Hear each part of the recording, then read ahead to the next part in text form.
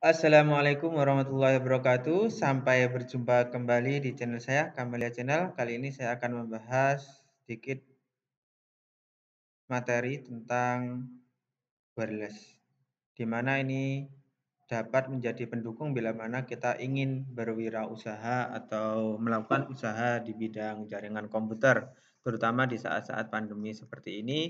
Jaringan komputer adalah hal-hal yang salah satu hal yang paling dibutuhkan karena beberapa kegiatan lebih tren sekarang itu work from home, jadi semua aktivitas itu dikerjakan dari rumah, mulai dari belajar, bekerja, hingga usaha atau mencari uang.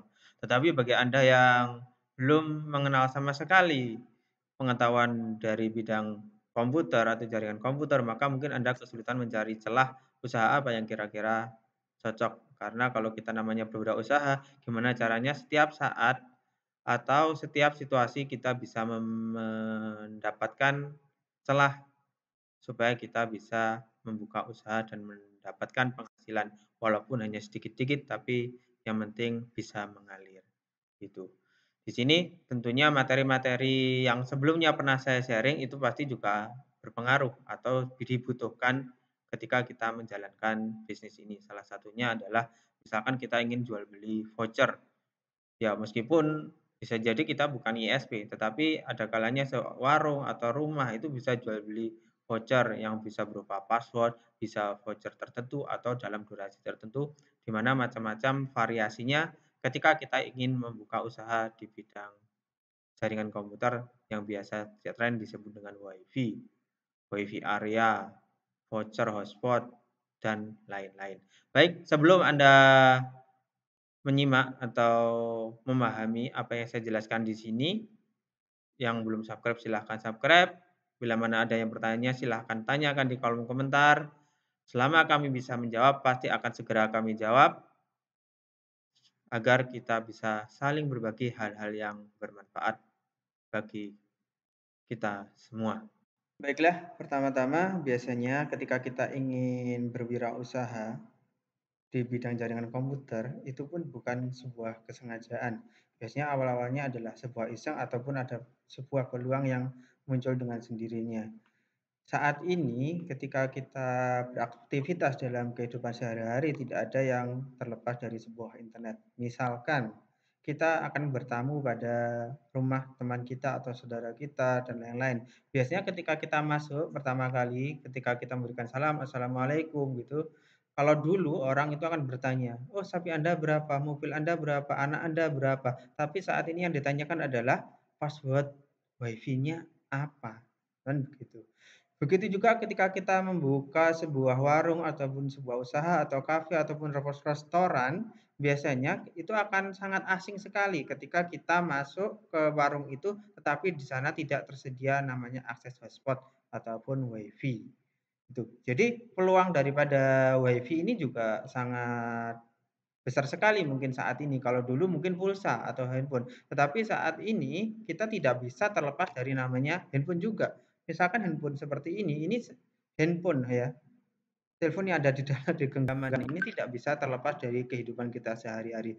Makanya banyak orang juga yang di rumahnya itu gimana caranya kita punya akses internet setiap saat. Ada juga yang pasang mungkin kalau ke Telkom, ke IndiHome, kalau dulu Speedy atau Telkomnet Instan. Tetapi saat ini banyak provider-provider yang menyediakan akses internet. Oleh karena itu, biasanya awal-awal kita pasang internet di rumah kita ke ISP tertentulah dengan biaya yang bervariasi. Ada yang mahal, ada yang murah, tetapi mungkin juga harga juga mempengaruhi daripada kualitas dan layanannya.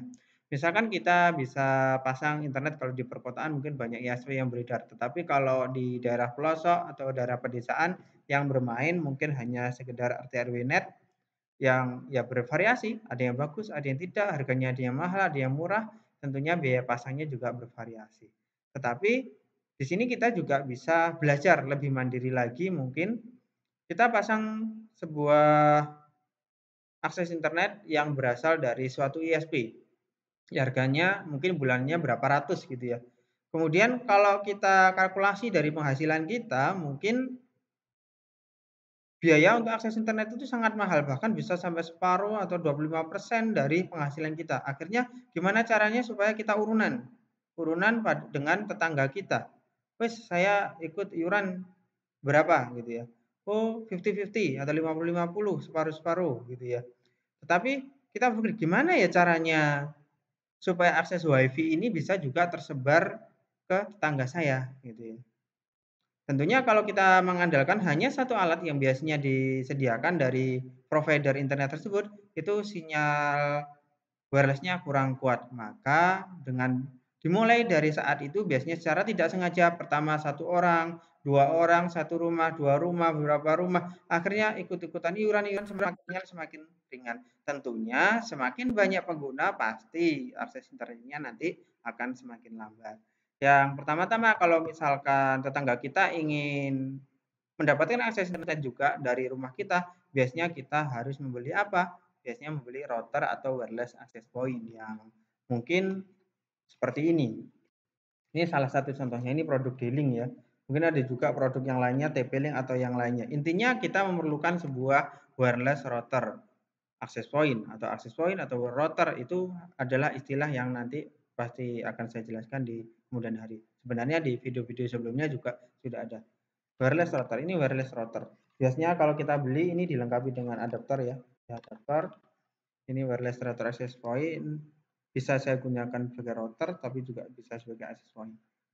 Bagaimana cara konfigurasinya? Saya berharap ketika Anda melihat video saya kali ini, Anda tidak bergantung pada satu merek atau hanya bisa setting satu merek saja. Karena bervariasi harganya, kemudian kadang produk tertentu langka, maka Anda harus benar-benar memahami bagaimana men-setting perangkat ini dengan baik. Ketika mereknya berbeda, Anda pun masih tetap bisa men-setting ketika Anda benar-benar memahami. Sebagaimana lainnya ketika Anda menggunakan kendaraan sepeda motor, tentunya tidak hanya satu merek saja yang harus bisa Anda kendarai, tetapi beda merek pun juga harus Anda bisa. Baik, pertama-tama simak video ini. Bagi yang belum subscribe, jangan lupa subscribe. Bila Anda bingung, silahkan tulis di kolom komentar. Langkah pertama ketika kita ingin mengkonfigurasi alat ini, yaitu kita buka dari disknya ya. Kemudian kita pasang kabel powernya, pastikan jangan keliru adaptornya. Kalau adaptor bawaan pasti benar ya. Kemudian sebenarnya alat ini bisa saja kita setting menggunakan handphone ataupun juga laptop menggunakan wireless-nya ya. Karena ketika ini kita nyalakan gitu ya. Ketika kita nyalakan otomatis dia ada sinyalnya yang ini, yang D-Link. Karena mereknya D-Link, maka sinyalnya D-Link. Tapi kali ini saya akan melakukan konfigurasi tetapi menggunakan kabel saja. Supaya koneksinya nanti tidak terhambat. Baik. Pertama kita tancapkan, jangan sampai salah menancapkannya. Menancapkannya adalah di sini ada port 1 atau internet biasanya ya. Kalau enggak 1 tulisannya adalah internet, kemudian ada LAN. Maka kita tancapkan pada port LAN. Jadi local area network sebagai klien. Kenapa? Karena kalau port internet atau WAN itu nanti digunakan kalau ingin Anda hubungkan ke modem. Jadi kalau Anda punya akses internet dari modem ataupun dari router yang sebelumnya itu Anda tancapkan ke port internet ya. Tapi kalau kita ingin meremote, maka kita tancapkan ke port LAN. Kenapa kalau ke port WAN? Karena kalau port WAN itu biasanya dia tidak setting punya IP address, kemudian ada firewall yang akhirnya berdampak pada kita tidak bisa mengakses alat ini.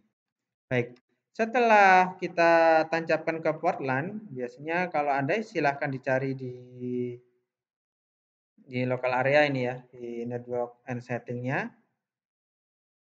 Ya, network and setting, change adapter option, kemudian di Ethernet ini ya. Ini silahkan otomatis saja, jadi diotomatiskan IP address-nya.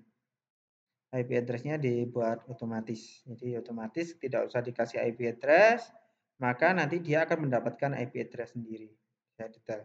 Ya, di sini laptop ini mendapatkan IP address 192.168.0.2. Ketika dia mendapatkan 0.2, kemudian di sini ada DNS server 0.1, DHCP server 0.1, berarti IP daripada alat ini yaitu 192.168.0.1. Berikutnya kita akses, ya, kita akses 192.168.0.1. Ya, ini adalah tampilan daripada wizard ataupun webpage-nya untuk konfigurasi alat dealing ini. Kemudian ini biasanya pertama seperti ini. Ya, beda merek pasti tampilannya nanti pasti akan berbeda. Ini seri dealing-nya adalah dealing berapa ini ya? Dealing wireless N300 router. Ya. Serinya DIR 612 gitu ya. Jadi ada keterangannya di sini. Kemudian ini SSID. SSID ini adalah Secure Site Identifier yang biasanya Anda istilahnya sinyalnya apa ya, WiFi-nya apa, nama WiFi-nya apa, itu settingannya berada di sini. Misalkan di sini. WiFi rumahku misalkan. Kemudian di sini ada konfigurasi untuk key. Key adalah password. Ya, password yang digunakan untuk connect wireless tersebut. Di sini kalau di sini ada kolomnya seperti ini berarti harus diisikan kan. Di sini bisa di sini 8 sampai 63 karakter. Misalkan saya kasih 1 2 3 4 5 6 7 8 9 0 gitu aja. Karena nanti kita juga akan melatih gimana caranya merubah passwordnya. Save and connect. Oke. Berikutnya saya lihat lagi sinyalnya. Nanti ya. Login. Biasanya gitu ya. Biasanya username-nya tidak selalu admin. Ada juga yang user-user, ada juga yang admin tanpa password, ada juga admin-admin gitu ya. Jadi kita harus memahami.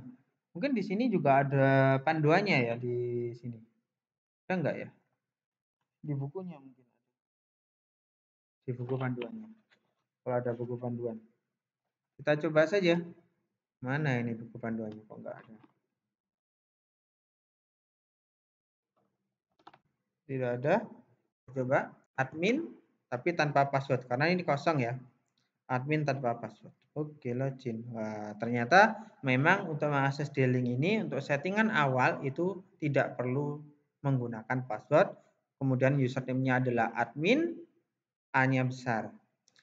Kemudian setelah ini nyampe gitu ya. Kalau kita ingin tadi kan login kita tanpa password supaya nanti tidak bocor, alangkah lebih baiknya kalau kita kasih password. Ya, di sini masuk ke menu maintenance.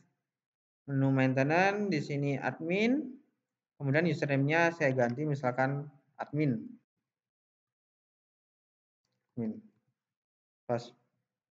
Kemudian new password-nya saya kasih 44332211 misalkan atau berapalah terserah Anda. Ini untuk membuat user baru. Kemudian add. Ya. Kemudian di sini namanya admin ya. Ini kan tadi membuat user baru. Adminnya kecil yang kita buat. Kemudian ini saya mau merubah yang saya select yang adminnya besar tadi, passwordnya saya ganti.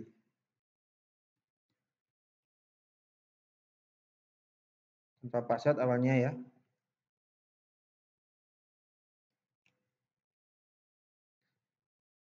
Confirm password. Pastikan passwordnya benar dan modify. Nah, ini kan passwordnya baru saya ganti, maka dia otomatis langsung logout. Kemudian saya masukkan password yang baru. Login. Ya, sampai di sini untuk berhasil mengganti password daripada untuk mengakses router ini. Kenapa Anda harus ganti? Karena sangat mungkin sekali orang lain nanti bisa menebak password defaultnya apa ya, password aslinya apa. Sehingga bisa jadi yang punya rumah nggak bisa mengakses router ini sendiri. Baik, berikutnya adalah kita masuk menu setup ya. setup ini biasanya ada IC setup, ada advance ya. Setup yang ini biasanya versi minimalis. Jadi kalau kita ingin cara cepat biasanya quick setup, easy setup gitu ya. Itu bisa seperti itu, atau Anda juga bisa menggunakan manual. Kalau kita pilih next misalkan gitu ya. Maka di sini ada ketentuan isi one connection. One connection itu adalah koneksinya metodenya apa ketika kita ingin koneksinya. Misalkan dari modem tadi biasanya kita menggunakan Dynamics ya. Tetapi kalau Anda menggunakan PPOE biasanya ada router di atasnya entah Mikrotik, entah yang lainnya yang otentifikasi internetnya menggunakan PPOE. Di sini saya gunakan Dynamics saja. Tetapi kalau Anda menggunakan statik, berarti Anda harus mengisikan IP address-nya secara manual karena ketentuan daripada router sebelumnya. Gitu. Tapi kalau sebelum router ini sudah ada router yang lain, modem atau apa, biasanya menggunakan Dynamics. Next. Kemudian di sini ada quick setup lagi. Kalau tadi di awal kita nyeting wireless ya, sudah kita setting, ini bisa kita rubah lagi. Kalau kita setting disable berarti kita tidak mengaktifkan wirelessnya. Kemudian di sini channel. Channel ini Anda tentukan sendiri channel berapa yang belum digunakan di area sekeliling Anda. Mungkin Anda bisa menggunakan wireless scanning supaya tahu channel berapa yang belum digunakan. Kemudian channel width ini Anda bisa buat auto atau yang lainnya. Kemudian password ini seperti password yang kita tentukan. Jadi kalau Anda ingin menjual misalkan Anda punya warung, passwordnya ini ganti-ganti, Anda bisa ganti passwordnya di sini. Ini yang diberitahukan pada orang yang datang ke warung Anda supaya bisa punya akses internet. Ini saya ganti misalkan WiFi warung bakso. Ya, misalkan warung bakso. Tadi kan WiFi rumahku ya. Saya ganti passwordnya silahkan ditentukan sendiri. Jangan sampai lupa gitu ya. Misalkan ini saya buat passwordnya seperti ini. Next. Ya. Kemudian finish. Karena namanya aja isi setup ya variabelnya cuma itu saja, sangat mudah sekali. Konfigurasinya sudah selesai. Jadi sangat mudah kalau isi setup. Kemudian kalau kita advance gitu ya. Coba menu advance ada apa sih? Oh, ada service allowed gitu ya di sini. Oh, ini supaya bisa diakses atau di-ping dari WAN. Ya, ini harus dicentang, diaktifkan. Kemudian, oh, webnya bisa diakses. Tadi kan saya bilang bahwa kabelnya kan ditancapkan ke LAN. Tetapi kalau Anda ingin mengakses dari WAN, maka menu ini harus Anda aktifkan. Misalkan saya add, ya, di sini aktif. Jadi kita juga bisa mengakses ini dengan syarat Anda sudah tahu alamat daripada router ini. Alamat WAN-nya berapa? Karena dia punya dua interface. Yang pertama interface WAN, yang kedua adalah interface LAN. Yang Anda bisa melihat IP-nya di status. Status ini WLAN ya. Namanya warung bakso. Kemudian one connection masih link down. Kenapa? Karena dia belum mendapatkan IP address. Setelah ini saya coba tancapkan ke yang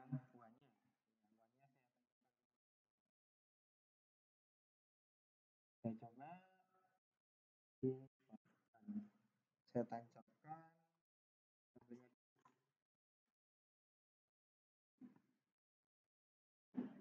Ini saya tancapkan ke port internetnya.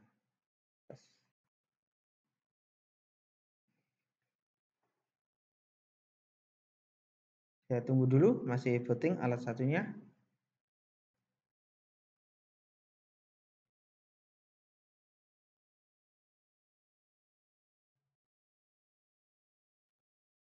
Saya tancapkan di port LAN ke WAN. Saya refresh.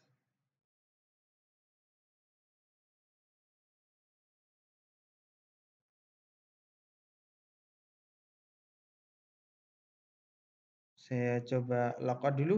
Logoutnya di mana? Di maintenance. Ini ada menu logout. Status. Start.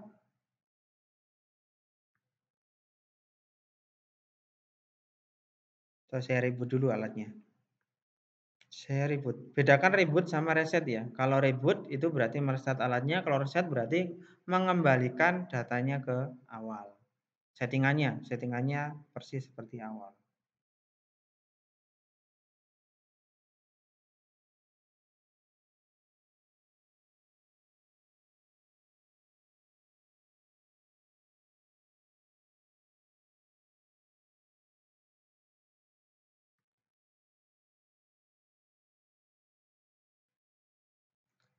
Setelah router restart, dia akan kembali ke login back awal dan Anda biasanya harus login lagi.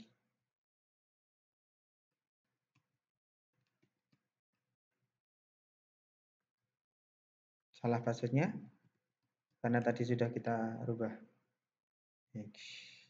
Ya, di sini bisa kita lihat bahwa di port word-nya, karena tadi sudah saya tancapkan ke asal koneksinya ke router di atasnya, maka WAN koneksinya menjadi up di sini ya. Kalau tadi down karena kabel WAN-nya belum ditancapkan. Berikutnya kalau kita ingin merubah password-nya bagaimana? Password wireless-nya di sini. Ya. Di menu wireless. Kemudian advance ini isinya apa saja tadi? Ada WAN tadi ya. Ini sudah kita aktifkan. Kemudian ada telnet dan lain-lain. Ini menu-menu basic yang bisa Anda lakukan ketika Anda mengkonfigurasi sebuah wireless router. Berikutnya saya connect gitu ya. Tapi ini belum ada internetnya loh ya. Tapi cukup connect saja. Yang penting nanti di modem ada internet, otomatis bisa. Saya cabut kabelnya. Karena laptop saya ini kalau kabelnya nancap, wirelessnya otomatis mati. Oke.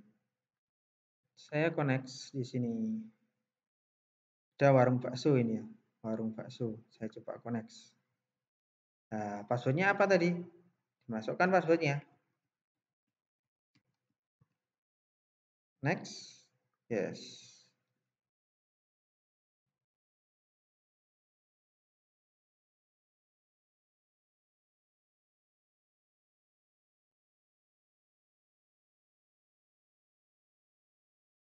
Harusnya tidak begitu lama untuk proses koneksinya. Nah, no internet. Kenapa? Karena di akses di modemnya mungkin internetnya belum dihubungkan. Itu. Kemudian saya coba remote 0.1 ya. Sama aksesnya antara pakai kabel sama wireless itu sama. 1 2 3 4 5 6 7.